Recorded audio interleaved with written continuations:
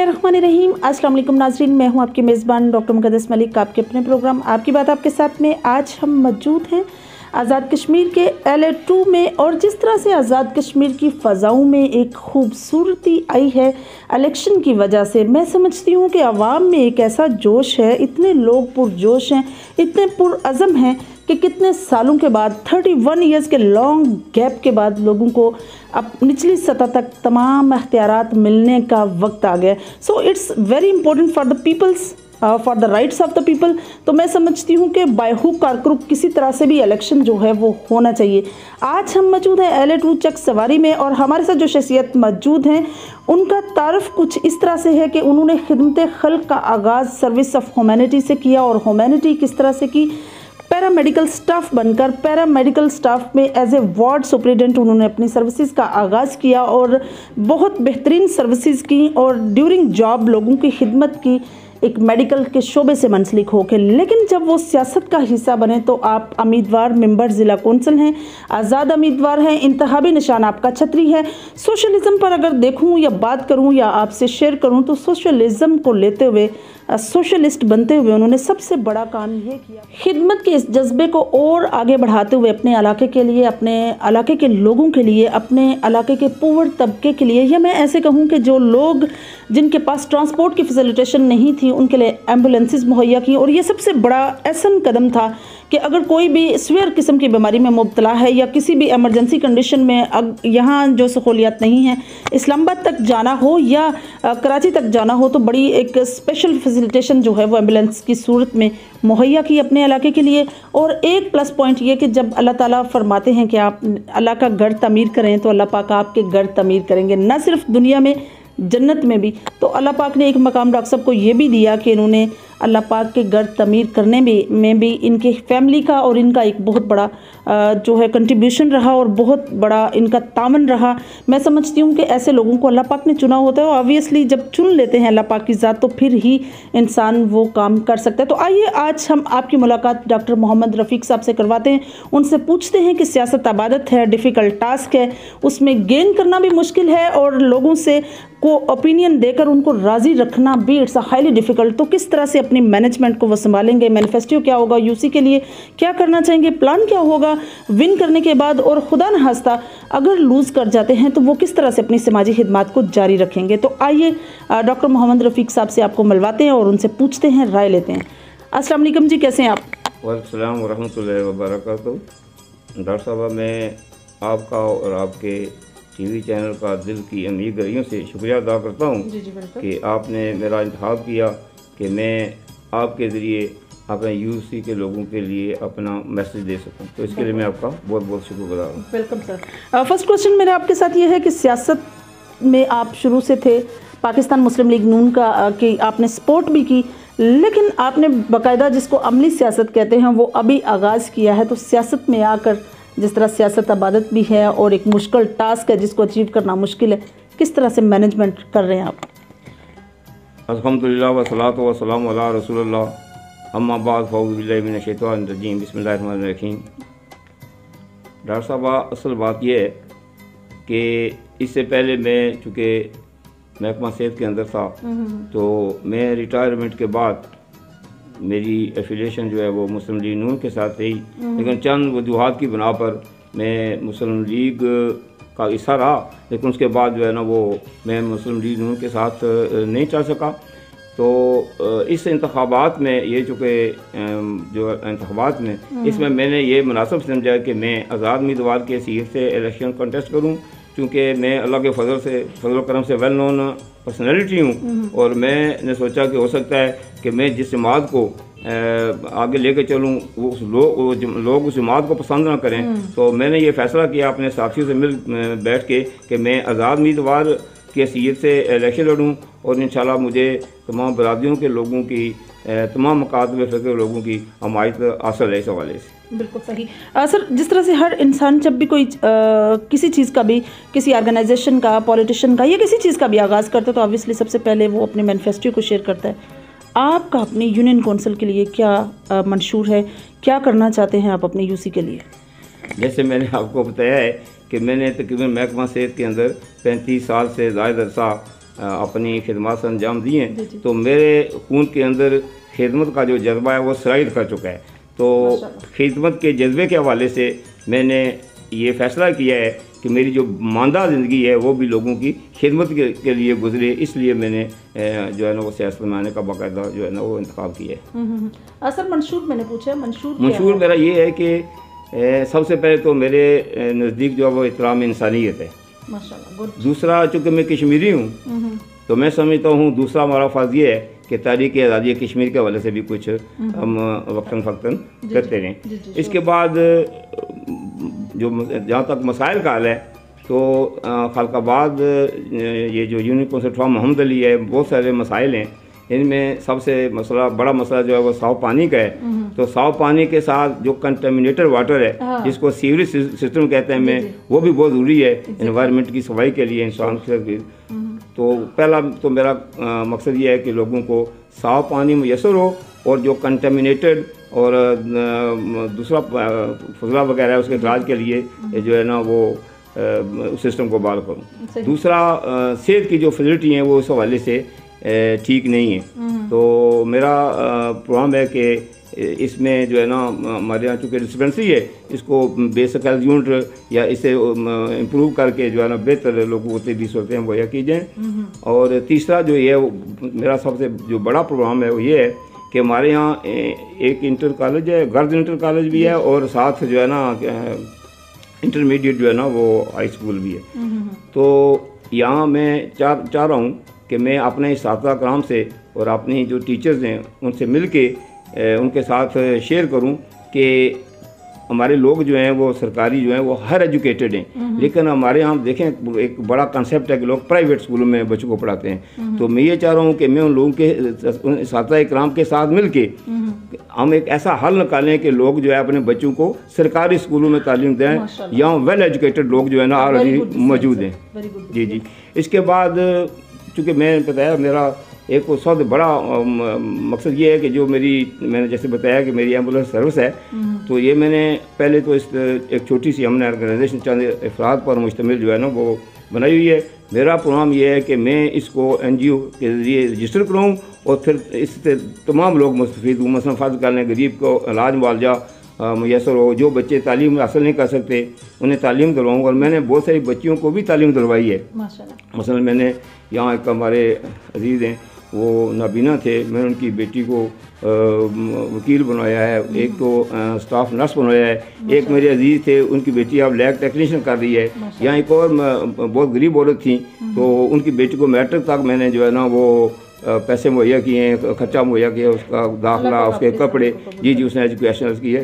तो बुनियादी मकसद मेरा जो है ना वो खिदमत करना है, यानी लोगों के मसाइल हल करूं, उनके सब मसाइल को शेयर करूं, उनके दुख दर्द में शामिल हूं। बिल्कुल सही। 31 ईयर्स के लॉन्ग पीरियड के बाद जो है एक मौका मिल रहा है इख्तियारात को निचली सतह तक ट्रांसफ़र होने से, कितनी हद तक मसाइल में कमी आएगी और आवाम किस कदर इस पर एक्साइटमेंट में है?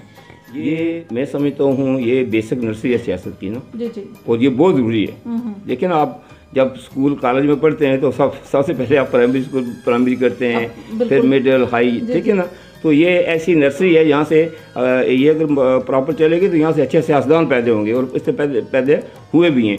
तो इससे बहुत सारे लोगों के मसाइल हल हो जाएंगे और इसमें सबसे बड़ा हल ये होगा लोगों के आपस में जो लड़ाई झगड़े होते हैं वो वहाँ ही हल हो जाएंगे। ये पुलिस कल्चर, थाना कल्चर और कचहरी कल्चर, इससे लोगों की जान छूट जाएगी।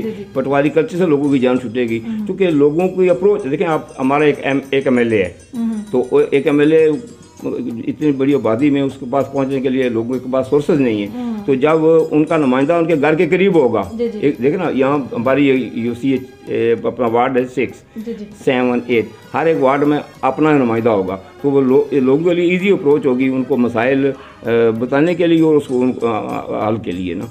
तो ये बहुत ज़रूरी है। ये बलदियाती इंतखाबात मैं समझता हूँ वाइटल रोल रखते हैं सियासत में ना, और इनको जारी सारी रहना चाहिए। बिल्कुल सही। असर जिस तरह से आपके खिदमत का अमल जो है वो माशाल्लाह से कंटिन्यूसली आपने तकरीबन 30-35 साल से आप खिदमत कर रहे हैं आवाम की। आप इस बात का इजहार करें कि जिस तरह से आप माशाल्लाह से एक नॉमिनी पर्सनैलिटी हैं, किसी भी XYZ पार्टी का आपने टिकट क्यों नहीं लिया? मतलब इंडिपेंडेंट होना या पार्टी का टिकट लेना ये एक जमहूरी हक है, इस पर मैं वो नहीं कर रही, लेकिन आपने किसी पार्टी से टिकट ना लेने की वजह क्या है? मैं सच्ची बात आपको बताऊं, मैं अल्फन कहता हूं कि मुझे तमाम जमातों की तरफ से टिकट की ऑफ़र थी। उसमें TLP शामिल है, उसमें ख़ुद मुस्लिम लीग नून शामिल है, उसमें पीपल्स पार्टी शामिल है, और मैं चाहता तो PTI का टिकट भी ले लेता। लेकिन चूँकि मैंने समझा कि मेरे लिए आज़ाद इलेक्शन लड़ना ज़्यादा बेहतर है, बल्कि मैंने अपने साथियों से मशावरत की। तो चूँकि मैं अगर एक जमात के प्लेटफॉर्म से इलेक्शन लड़ता तो एक लिमिट के अंदर आ जाता ना, तो मैं समझता हूँ कि एक जमात में रहकर मैं इलेक्शन जीतने की पोजीशन में नहीं था। अब मैं चूँकि मैं आज़ाद उम्मीदवार हूँ तो इंशाल्लाह PTI के लोग भी मुझे सपोर्ट कर रहे हैं, TLP के भी सपोर्ट कर रहे हैं, पीपल्स पार्टी के भी सपोर्ट कर रहे हैं, PTI के भी, ये तमाम मुकातबे फ़क्र लोगों की मुझे सपोर्ट हासिल है। तो ये है जो मुझे आज़ाद इलेक्शन लड़ने की वजह से। बिल्कुल सही। समाजी सतह पर आपने बड़ा अहम रोल अदा किया, जिस तरह से सर्विसेज ऑफ ह्यूमैनिटी का आगाज़ किया। आगाज़ के बाद आपने किस तरह से आपको ये दिल में ख्याल आया कि आप कोई ऐसा अमल कर दें जिससे गरीब लोगों के लिए या ऐसे लोगों के लिए जिनके पास फैसिलिटेशन नहीं है, एक अच्छी सी सहूलत दस्तयाब हो जाए? देखिए जी, वो कहते हैं दर्द दिल के वास्ते पैदा किया इंसान को, वरना इताअत के लिए कुछ कम न थे करो बयां। अल्लाह की इताअत के लिए तो फरिश्ते काफ़ी हैं। अल्लाह ताला ने इंसान को पैदा ही इसलिए किया है कि वो इंसान की खिदमत करे। तो मैं समझता हूँ ये मेरा मिशन है, ये मेरा मोटो है। मैं ये चाह रहा हूँ कि मेरे जो ज़िंदगी के जितने अयाम हैं वो लोगों की खिदमत गुजरे। मैं अल्लाह के फजल से एक खुद कफील फैमिली का मेंबर हूँ। हम 5 भाई हैं, सारे खुद कफील हैं। मेरे बच्चे जो हैं वो मैरिड हैं, वेल स्टैब्लिश हैं, अपने घरों में हैं। मैं बहुत यानी हर लिहाज से मैं खुद कफील आदमी हूँ। अल्लाह का लाख लाख शुक्र है। लेकिन मैं चाहता हूँ कि मेरी सक्सेस जो है वो लोगों तक पहुँचें। मैं अल्लाह की रज़ा के लिए जो है ना ये करना चाहता हूँ। मैं ये मेरा इससे पहले जो मैंने खिदमत की हैं उससे मेरा मकसद कोई इलेक्शन कंटेस्ट हल नहीं करना था।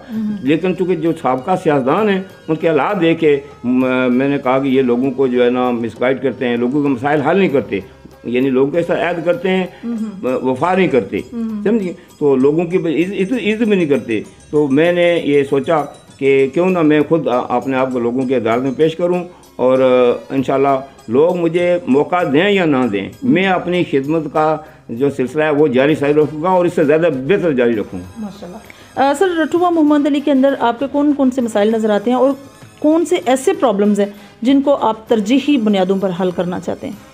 देखिए, मसाइल में 2 किस्म के मैंने जैसे बताया ना आपको। एक तो मैंने बताया ना आपको जैसे कि एजुकेशन है उसको बेहतर करने की ज़रूरत है, हेल्थ फैसिलिटी को बेहतर करने की ज़रूरत है। जहाँ तक लोगों के बाकी मसाइल हैं, मतलब साफ़ पानी बहुत ज़रूरी है, सीवरेज का सिस्टम बेहतर होना चाहिए। इसके साथ साथ एक और बड़ी अहम चीज़ है खेल और खिलाड़ी। जी आप देखें कि वो कहते हैं कि आप बच्चों को, अपनी कौम को जो है ना वो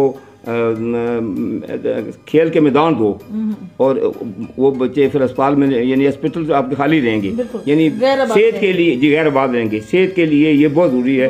तो मैं चाह रहा हूँ कि बल्कि हमारे यहाँ बहुत बड़ा स्टेडियम है, तो मेरा इंशाल्लाह प्रोग्राम ये है कि मैं अगर इलेक्शन जीत गया तो सबसे पहले उसको फॉलो करूँगा, ताकि हमारी जो नौजवान नस्ल है वो इसमें दिलचस्पी ले, वो क्रिकेट खेले, हॉकी खेले, बाकी खेलों में हिस्सा ले, और जो इससे ये फ़ायदा ये होगा कि वो बहुत सारी बदतर चीज़ों से बच जाएंगे वो जो है ना।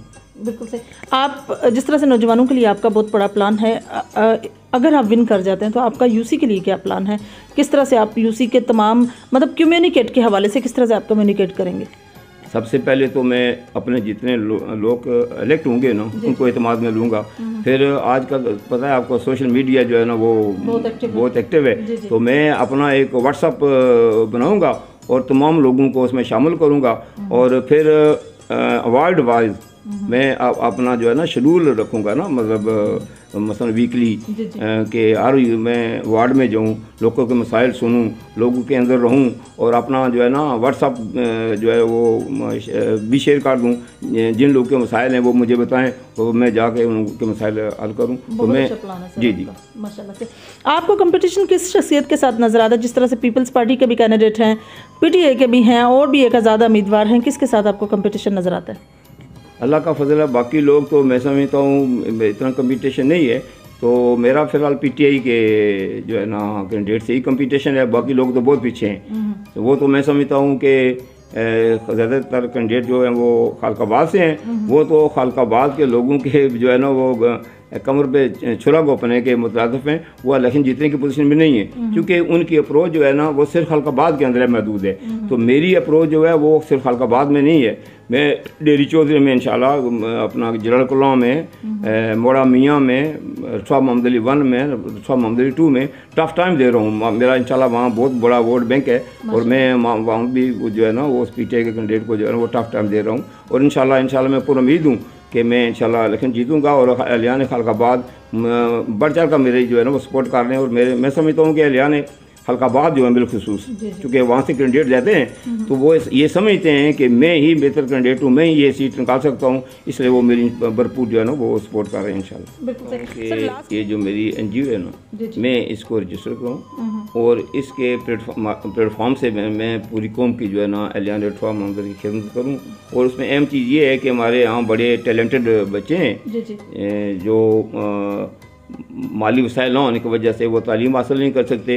तो मैं यानी अपनी NGO के ज़रिए और पर्सनली ज़ाती तौर पर भी जो है ना मैं उनको सपोर्ट करता हूँ। और मैं ये दावे से ये कहता हूँ कि जो भी बच्चा किसी का जो माली वसाइल की वजह से नहीं पढ़ना चाहता, उसके लिए मैं पर्सनली हाजिर हूँ। और मैं इंशाल्लाह उसको जो है ना जितना वो पढ़ेगा इतने उसको तालीम के लिए जो है ना खर्चात में खुद पे करूँगा। इसके अलावा जिस आदमी की सेहत का मामला है, चूँकि महकमा सेहत मेरा सब्जेक्ट है, तो मैं इंशाल्लाह उसकी भी इलाज मुआवजे के लिए ना वो हाजिर हूँ। जितना भी जो भी उसको प्रॉब्लम वो मैं उसको सॉल्व करूँगा। इसके अलावा मेरा कहना ये है कि मैं ये जब ये NGO रजिस्टर करूँगा, इस हवाले इस प्लेटफॉर्म से जुमला जितने मसाइल हैं उनको इंशाल्लाह हल करूँगा। और जो अगर इसमें नहीं हल सके मैं पर्सनली हाजिर हूँ, क्योंकि मैं एक खुद कफील फैमिली का आदमी हूँ इंशाल्लाह। मेरे भाई बहुत अच्छे हैं, मेरे भांजे भतीजे बेटे वो मुझे माली तौर पर बहुत सपोर्ट करते हैं। तो मैं हम वक्त हाजिर हूँ, चाहे किसी की तालीम का मसला हो, चाहे किसी की सेहत का मसला हो। इसके अलावा किसी की बेटी जो है फर्ज कर लें किसी की बच्ची है, वो उसके पास पैसे नहीं है, तो शादी का मामला है, वो उसके लिए मैं तैयार हूँ। तो ये मेरा कहने का मतलब है कि मैं तो हर लिहाज से जो है ना वो लोगों के लिए अपने आप को पेश करता हूँ कि जो भी उनको मुश्किलात है वो मेरे पास हैं, मैं इंशाल्लाह उसके लिए ना पूरी मदद करूँगा। माशाल्लाह, वेरी गुड सर। आपने ये जितनी बातें, दावे, वादे या समझ लें एक प्लान दिया है, ये खुदा न खास्ता अगर आप लूज़ कर जाते हैं तो फिर आपका रद्द-ए-अमल कैसा होगा? डॉक्टर साहब, सच्ची बात यह है कि मैंने ये जितने दावे किए हैं, मैं जो खिदमत करना चाहता हूँ ये अल्लाह की रज़ा के लिए करना चाहता हूँ। मेरा सिर्फ इस इलेक्शन जीतने से इसका तल्लुक़ नहीं है। और मैं ये वादा करता हूँ इंशाल्लाह कि मैं इलेक्शन जीतूँ या हारूँ, मैं इंशाल्लाह बेहतर तरीके से लोगों की जो है ना वो खिदमत करूँगा और उस खिदमत को जारी सारी रखूँगा अपनी ज़िंदगी के आखिरी लम्हा तक। तो आखिर में मैं अपने तमाम वोटर सपोर्टर का भी शुक्रिया अदा करता हूँ। तो मैं थोड़ी सी आपको वजाहत कर दूँ कि मेरी इस वक्त पोजीशन क्या है। तो इस वक्त मेरे अपना जो गांव है डेहरी बग्गा, डेहरी रुस्तम, पैर दबियाँ, खालकाबाद, गुड़ा नंदवाल, डेहरी चौधरियाँ, जोड़ल कलां, अपना मोड़ा मियाँ, रठवा मोहम्मद अली, मेरू से मेरी बहुत अच्छी इंशाल्लाह पोजीशन है। और मैं अपने वोटर और सपोर्टर का शुक्रगुज़ार हूँ जो भरपूर तरीके से मेरी जो है ना वो सपोर्ट कर रहे हैं। तो आखिर में मैं आपका भी शुक्रिया अदा करता हूँ। और उन ओवरसीज़ का भी सर जो उनको आप स्किप कर रहे हैं, जो आपके इलेक्शन के लिए आए हैं, जिसमें आपके भतीजे, बेटे, भाई सब शामिल हैं। हाँ, मैं उन सबका शुक्रिया अदा करता हूँ क्योंकि मेरे 6 अफराद जो है ना वो इंग्लैंड से मेरी सपोर्ट के लिए आए हैं, जिसमें मेरा भाई भी है, मेरा बेटा भी है, मेरा भतीजा भी है, मेरा भांजा भी है, बल्कि एक मेरी भतीजी भी आ गई है और एक छोटा और आ गया है। तो वैसे तो मैं तमाम ओवरसीज़ का भी शुक्रिया अदा करता हूँ। ये आपको जितनी रौनक नज़र आ रही है, ये जितनी चहल पर नज़र आ रही है, ये अल्लाह के फजल के बाद की ये आल टू द ओवरसीज़। लास्ट में आप अपनी यूनियन काउंसिल के लोगों को, नौजवानों को, ख़वातीन को, बुज़ुर्गों को क्या पैगाम देंगे? मेरा सबसे मैसेज यही है कि आप जो है ना ये वोट जो है कौमी अमानत है। जी जी। तो इसको कौमी अमानत समझ के बाकिरदार शख्स को, अहल शख्स को, ऐसे नुमाइंदे को चुने जो उनके मसाइल हल कर सके। अगर उन्होंने ऐसा कैंडिडेट चुना जो उनके मसाइल हल नहीं कर सका, जो मसलन फ़र्ज़ कर लें झूठे लारे देते हैं, मतलब जो है ना गलत कस्में उठाते हैं, गलत वादे करते हैं और वो कल वो वफा नहीं करेंगे। तो मेरा कहने का मतलब है कि वोट कौमी अमानत और ज़मीर की आवाज़ है, तो वो उस एल और बाकीदार शख्स को दें ताकि हमारा माशरा भी ठीक हो सके और वो शख्स जाके उनके मसाइल भी हल कर सके। बिल्कुल सही, बहुत अच्छा पैगाम है जी। तो नाज़रीन, ये थी डॉक्टर मोहम्मद रफ़ीक साहब की गुफ्तगू जो आप लोगों ने सुनी, और पैगाम के हवाले से उनकी ओपिनियन बहुत अच्छी है और उनका सबसे बड़ा कहना जो है वो अवाम का हक है वोट करना और वोट अमानत भी है, लेकिन वोट करने से पहले आपको पता होना चाहिए कौन सी शख्सियत ऐसी है जो हमारे इलाके में सर्विसेज कर रही हैं, कौन सी समाजत में अहम रोल अदा कर रही हैं, कौन सी शख्सियत ऐसी है जिसको बेहतरीन तरीके से पता है कि आपके इलाके में या आपके घर में या आपके एरियाज़ में कौन कौन से मसाइल हैं जिनको सॉर्ट आउट करना है। तो ये सारी चीज़ें बहुत ज़्यादा काबिल ज़िक्र हैं। प्लान उनका अच्छा है कि वो एक व्हाट्सएप ग्रुप को इंट्रोड्यूस करवाएंगे जिसमें उनकी पूरी टीम के जितने भी लोग हैं वो अपने अपने इलाकों में जो मसाइल हैं वो उनको रिपोर्ट करेंगे और उस पर एक बेहतरीन और आसान तरीके से काम होगा और दहलीज तक लोगों के प्रॉब्लम्स हल होंगे। इंशाल्लाह आपकी और मेरी मुलाकात होगी फिर किसी नए प्रोग्राम में। तब तक के लिए इजाज़त चाहती हूँ। अल्लाह हाफिज़।